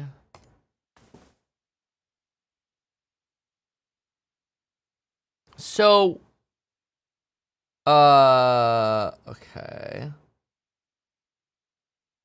These are the industries. Construction job openings popped up. And no, that's August 23. I'm sorry. August 24, July 24. That's a tick up. And that's seasonally adjusted. So construction job openings look like they ticked up. These job openings ticked up. Everything basically ticked up. Construction job openings ticked up. Manufacturing was flat. Durable goods, slight decline. Slight increase in non-durables. Trade. This is some weird-ass freaking data. Okay, professional services ticked up. Job openings ticked up. That should be good. But then, ISM manufacturing report. Let's pull that. Boy, oh boy, oh boy, oh boy, oh boy.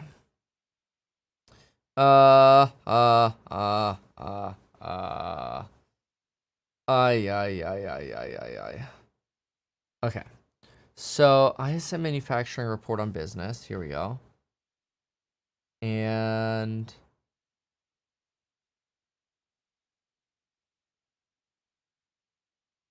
okay. So, where's the current release? Supply side. ISM view report. September. This is dated October?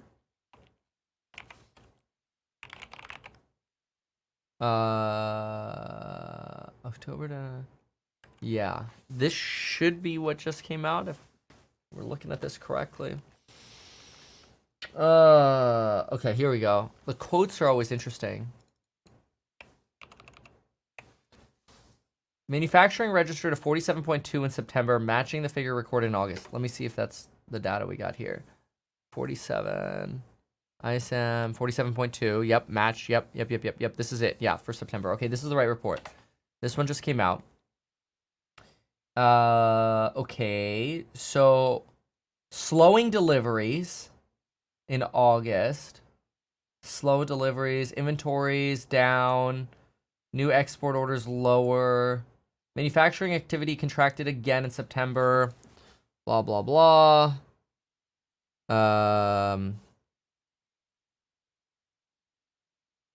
New orders, new export orders contracting at a faster rate. Backlog of orders staying strong in contraction territory. Okay. So, output. Employment, here it is. Here's the problem. Employment shrunk at a faster rate while production approached expansion, with levels on par compared to August. Panelists cited continued efforts by companies to right-size their workforces to levels consistent with projected demand. That's your employment weakness. Demand remains subdued as companies showed an unwillingness to invest in capital and inventory. How does JOLTS go up then? What respondents are saying. North American demand has started to weaken. Okay.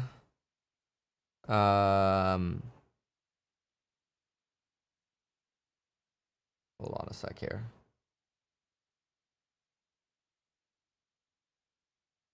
Okay. Asia demand is slightly higher, but shows signs of weakness in the future months. Yeah, that's true. You see that in the automotives. Hold on, let's listen to Sarah for a sec. Meantime, we're watching the geopolitical headlines today and the potential market impact after stocks did close out Q3 with fresh highs. Joining us here at Post 9 this morning, Goldman Sachs Chief U.S. Equity Strategist David Kostin keeps his year-end of 5,600. DK, good to have you back. Nice to see you. You stayed with the target because you expect some chop in the next couple months? Well, the historical experience ahead of elections is the market tends to go down, volatility goes higher, and then once that uncertainty is resolved, the equity market tends to rally. And so that's the broad framework that we think about. I think what's most interesting, Carl, is the mid-cap stocks. And in our conversations with portfolio managers, that is an area that is really not well focused on. It tends to be large-cap stocks or small-cap stocks. And there's a lot of compelling arguments on why mid-cap stocks. Think of the S&P 400 as one sort of representation of that. And the reason that is they have a long track record for decades of outperforming. Their valuation right now is around 15 times, in line with their historical average, whereas the rest of the market, say the S&P 500, trades at 22 times, very, very expensive versus history. They have the best torque to a Fed cut in rates. When the Fed begins to cut over 3 months, over 12 months, mid-cap stocks outperform large and small cap. And so that's the argument. And the intuition or the analytics behind why that's the case is that 25% of the balance sheet of a mid-cap stock is floating rate. So that's a one-to-one benefit. When you have the Fed cutting, you have less interest expense, you have increase in earnings, positive earnings revisions tends to lead to outperformance. In contrast, larger cap stocks have around 7%, so not quite as much torque. So that's the framework and why there's best performance in mid-cap stocks. What's mid-cap? Sorry, just real quick. Yeah, mid-cap's going to be somewhere between $5 billion and $25 billion in market cap. That's going to be your the sweet spot of where you see these companies. And in our conversation, Dave, when we go to London, we visit on Zoom, a lot of clients with the hedge fund world. They're just not an area of focus. They tend to be focusing on the big cap, the AI story, some of the small caps, but mid cap is really less focused on. That's a concern overall, though, isn't it, David? There's just not much price discovery anymore. You don't have that much active management. Everybody's following an index, and so will they ever get the sponsorship they deserve? And so what you should think about it as these are the survivor bias. You have smaller cap companies, those that actually continue to do well, going to get promoted into, if you will, the mid cap area. The small cap stocks, one of the reasons here is 36%. A third of those, the whole Russell 2000 index actually loses money, negative net income. So that's a challenge, if you will. So you've got positive earnings, you got valuation, you got a long track record, and you have the best torque to a Fed cut, and that's what we think happens. Although some point out, if you look at it market cap weighted, that percentage of negative earnings is smaller, maybe in the 20s. Yeah. So if you want to think about it, a large percentage of those companies are still challenged in this environment. So you'd avoid small and you'd go large mid. Relative, I would say mid. Mid cap is your best expectation, our best expectation of returns. Probably get something like 13% return in the next 12 months. That's the best opportunity set we have. If you look at the large cap stocks, maybe 6,000 if we look out a year on the S&P 500. So still positive earnings, positive trajectory on the index, but I think the best opportunity and is that contingent on a certain amount of Fed cut? The expectation is, both in the forward market and Goldman Sachs economics, is you have a series of cuts in the next 9 months. We'll take probably Fed funds down probably 200 basis points, and that's the general trajectory. The economy grows, revenues are growing. It's generally a pretty optimistic view, but valuation is going to constrain, in our view, my view, the constraint. Yeah, valuations are kind of nutty, especially in some of these stocks. A headline that the U.S. has indications that Iran is preparing to launch a ballistic missile at Israel. And what's working today? Northrop Grumman is up 3%. Lockheed Martin at the very top of the market, up 2.5%. How do you process the geopolitical risk ahead? Never easy for equity investors. Oil's turned around, but again, has not really reflected what's at stake here, especially as Iran comes to the forefront. So it's obviously a difficult situation, both from a humanitarian perspective, geopolitically, but from a fundamental, from economics, and from a equity market investor. It's what's happening with the economy, and is this likely to affect the general thrust of the pattern of where we see economic activity in the United States? And the answer is probably less directly. But you identified, aerospace defense stocks, sort of first order. If you want to think about energy generally, would be from geopolitical uncertainty rising. That is, if you will, a first order benefit. But more importantly, the broad trajectory of the economy is likely to continue to grow. And earnings for next year, where are you? Earnings likely to grow 6%. Probably some upside potential to that, but that's generally what we're thinking right now. All right, David, thanks. We'll see you soon. Good. David Costin joining us from Goldman Sachs. As we head to break, here's our roadmap for the rest of the hour. 50,000 U.S. port workers from Maine to Texas striking this morning for the first time since 1977. We're going to head to the picket line for the latest. Mega cap tech did outperform in September, but names like Apple already under some pressure this morning. We'll talk about the Q4. What do they have? They have cameras over there from CNBC or something. Anyway, global demand continues to remain soft. Anticipated shift from ICE to EV has been pushed out due to market response. Longer range plans are being adjusted, blah, blah, blah. Here's the market, by the way. I'm just reading a little bit more on the ISMs. Second half of 2024 is trending up enough to compensate for the year-over-year losses, says food, beverage, tobacco industry. Strategy of consumer pushouts last year enabled customers to adopt adapt to the market. Companies are seeing a slowdown. We're seeing growth in computer and electronics products. Okay. Interesting. So let's see here. Continuing low order rate is resulting in ongoing manufacturing adjustments. That's in machinery. Fourth quarter slower than expected for fabricated metals. Business is flat for furniture. Oh yeah, restoration hardware has started to see a decline in pricing power, like substantially. Like I haven't seen restoration hardware actually have the level of discounts that they're discounting in a while. Also, Hugo Boss. You know, I've seen some Hugo Boss discounting, which you usually don't see. Like I got this bag the other day because I needed a briefcase for work, and I thought this was actually kind of a nice briefcase, pretty good here. And actually in here I've got, oh no, I didn't put it in there. Somewhere in here I have my secret trading book that I'll show you here. I think I've already shown some of you all. It is. Where is it? Where is it? Right here. It sort of matches this color. But it was on sale much cheaper than I thought. And it's kind of cool. A subscriber gave this to me. It came out of the White House and handed it to me. It was kind of cool. Thank you. But anyway, yeah, DC was fun. All right, so let me see what the Doomers have to say. Sales have slowed this quarter compared to the same period last year. Still hiring to fill vacant positions in primary metals, not adding new jobs. Interesting. All right, let's listen in here for a moment. Diverted cargo, a number of importers diverting to the West Coast ahead of the anticipated strike, which has begun as of 12:01 a.m. today. How much capacity does your port have to handle that diverted cargo? Well, thank you, number one, for this invitation to comment on the question. So right now, we are very fluid. Right now, our terminal capacity at the Port of Long Beach is about 70%. So given the historical number of containers that we have moved, particularly for the month of August, I think that we're in a very good position to, again, handle any continued surge that comes to the Port of Long Beach. In terms of the potential for a massive raise on the East Coast, Mario, if, longshoremen are getting, 80%, even 50% more than they already were here, does that then cause problems for workers on the West Coast who already signed their contract? Will they feel like they're, at a disadvantage?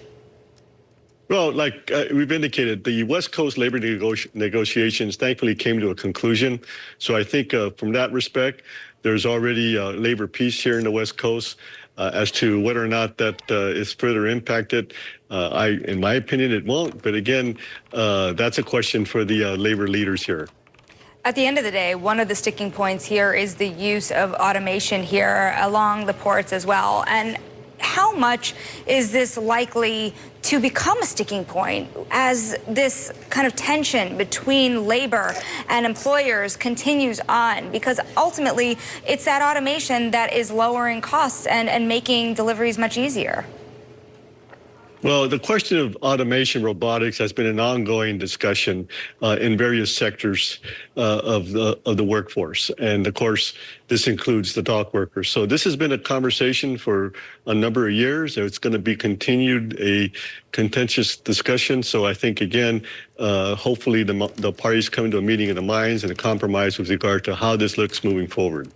It just strikes me as putting our entire economy at a great disadvantage if we stop the technological innovation to please unions. I understand the importance of union jobs, and I want people to be able to earn a strong living wage, but don't you need to put in place any technological advantages that you can in order to keep us competitive with the rest of the world? Don't you want that automated technology at your ports? Well, again, this has been a debate, and at the end of the day, from the perspective of a port, we're interested in productivity. So as to whether automation increases productivity, that's an ongoing debate, and there's two sides to this argument. So I think, again, you're correct. This is going to be a continued conversation with regard to whether or not it saves costs with regard to labor, or whether or not the standard mode of operations in terms of the model of operation of terminals, there's the productivity, which at the end of the day, for the Port of Long Beach, can we move these containers in a way that, again, with velocity, with efficiency? And the answer to the question for Port of Long Beach, at least as of now, we moved a historical amount of containers in August, 913,000 plus containers. That's a historical mark in a 113-year history. So, yes, this is going to be a continued debate in various sectors here, not only in the nation, but in the global economy. And Mario, I'm so curious to get your perspective on the political aspects here. Mario.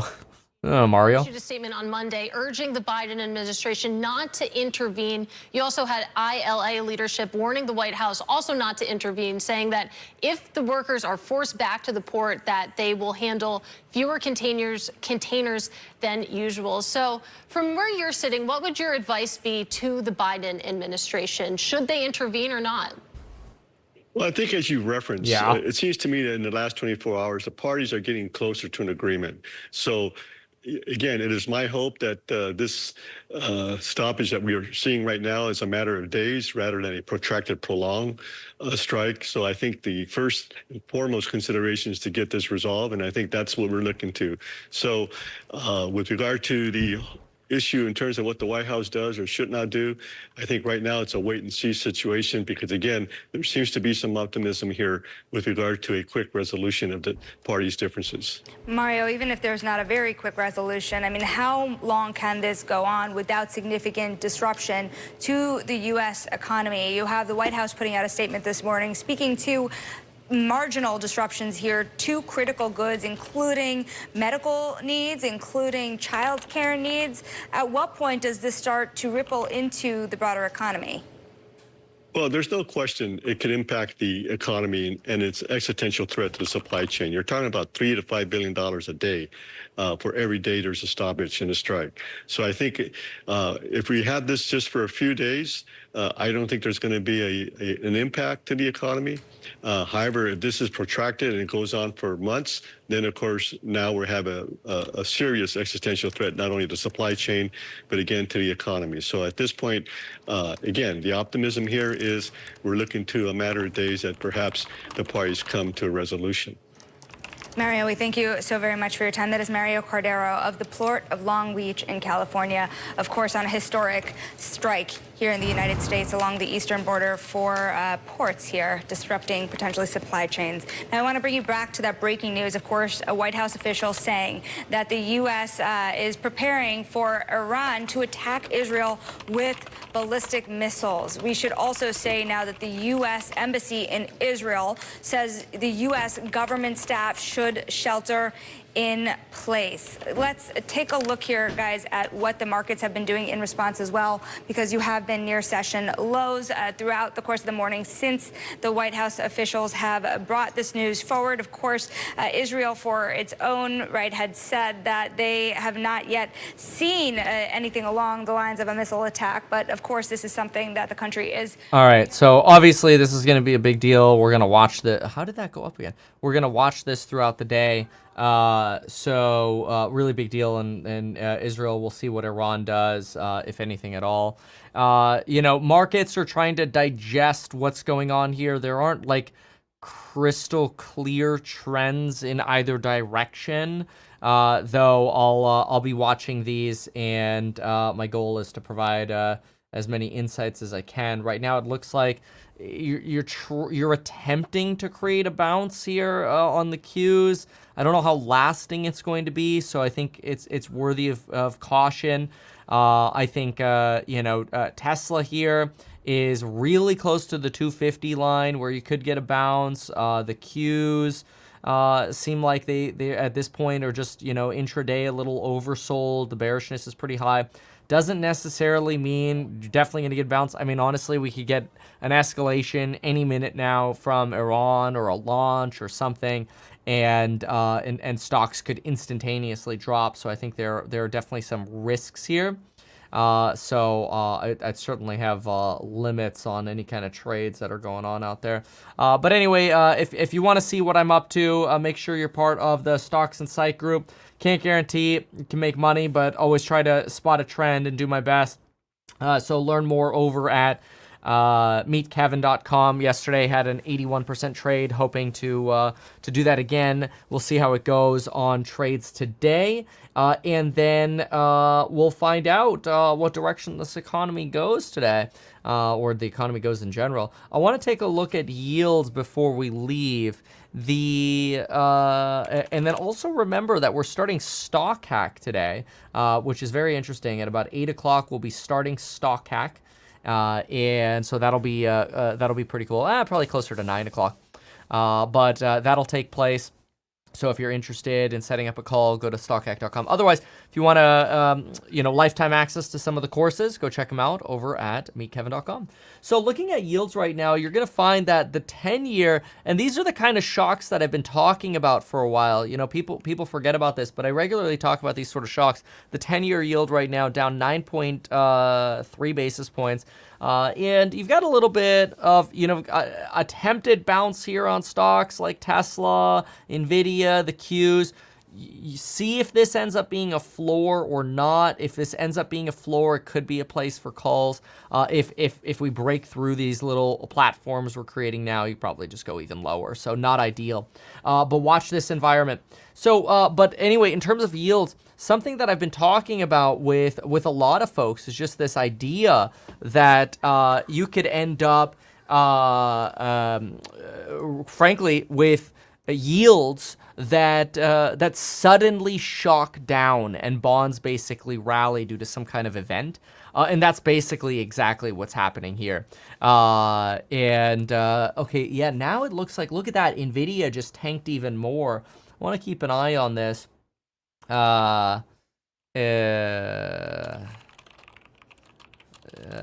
This is a bear day, that's for sure.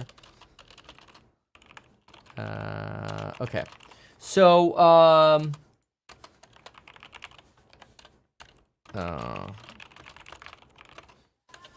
okay, so, this is interesting, but, I see, I don't see news right now. White House says Iran missile attack. Oh, yeah, see, that's what I was saying, is like, you could instantaneously have one piece of news, and then the stock market ticks down more. So what just happened? The White House just reiterated the Axios claim that the Iran missile attack is indeed imminent. That's not good. It's one thing when you get like a reporter that says it. It's another thing when you have the White House now confirming it. So not ideal. Not ideal at all. So a little rough there. So yikes. Let's talk some more about this and strategies in the course live, which we'll be heading to. Remember, you get lifetime access to the course live. So when we have crazy days like this, when we come up with strategies or portfolio strategies or whatever that are interesting to evaluate or consider, we do a lot of that in the course lives, and we'd love to see you there. So anyway, meetkevin.com, yeah, we'll see you there. Thanks so much, folks. We'll see you in the next one. Goodbye. Good luck out there. Oh, I'm going to push the button. Even though I'm a licensed financial advisor, real estate broker, and becoming a stockbroker, this video is neither personalized financial advice nor real estate advice for you. It is not tax, legal, or otherwise personalized advice tailored to you. This video provides generalized perspective, information, and commentary. Any third-party content I show should not be deemed endorsed by me. This video is not and shall never be deemed reasonably sufficient information for the purpose of evaluating a security or investment decision. Any links or promoted products are either paid affiliations or products or services which we may benefit from. I personally operate and actively manage ETF and hold long positions in various securities, potentially including those mentioned in this video. However, I have no relationship to any issuers other than HouseHack, nor am I presently acting as a market maker. There you have it. All right, everyone. Good luck out there. This is crazy, so just be careful here. Yeah, even Turkey's trying to evacuate people out of there now. Jeez, man, what a freaking mess. What a mess. Is oil surging? Oh, yeah, oil's up 2% on this news. Yikes. Yikes. Crazy. All right, folks, we'll see you in the next one. Goodbye, everyone. Good luck.